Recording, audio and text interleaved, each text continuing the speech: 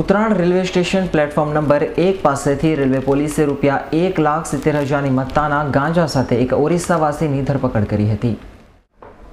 દારૂ અને ગાંજા જેવી નશીલા પદાર્થો લાવવા લઈ જવા માટે રેલવે સૌથી સરળ માધ્યમ ગણાય છે, જેને લીધે જ મોટાભાગના બુટલેગરો અને ગાંજા જેવા નશીલા પદાર્થોનું વેચાણ કરતા લોકો રેલવેના માધ્યમથી જ આ તમામ વસ્તુઓની હેરાફેરી કરે છે।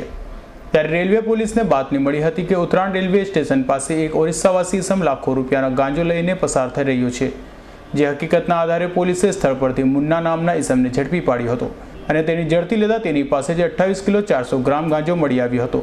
જેથી પોલીસે તેની પાસેથી રોકડા ₹19,000 સહિત મોબાઈલ ફોન અને ગાંજો મળી ₹1,70,000નો મુદ્દામાલ કબજે કર્યો હતો।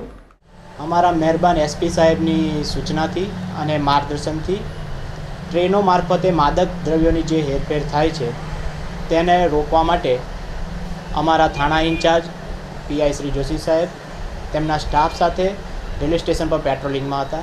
ત્યારે વિશાખાપટ્ટનમ ગાંધીધામ ટ્રેનમાં અમારો સ્ટાફ પેટ્રોલિંગ કરતો વડોદરા જનાર હતો।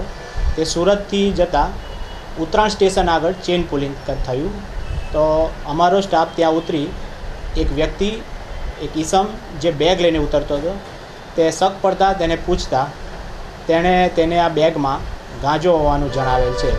ત્યારબાદ તેને અટક કરી એનડીપીએસ મુજબ કાર્યવાહી કરવામાં આવેલ છે। ટોટલ 28 કિલોગ્રામ અને 400 ગ્રામ ગાંજો પકડેલો છે। તેની કિંમત ₹1,70,000 છે। ત્યારે હાલ તો રેલવે પોલીસે ગાંજાની હેરાફેરી કરી રહેલા એકને દબોચી પાડી પોતાના હાથ ખંખેરી લીધા છે। જો કે પોલીસ આવી જ તવાઈ બુટલેગરો પર પણ લાવે તેવી માંગણી હાલ લોકોમાં ઉઠવા પામી છે। Bureau report S9 news Surat.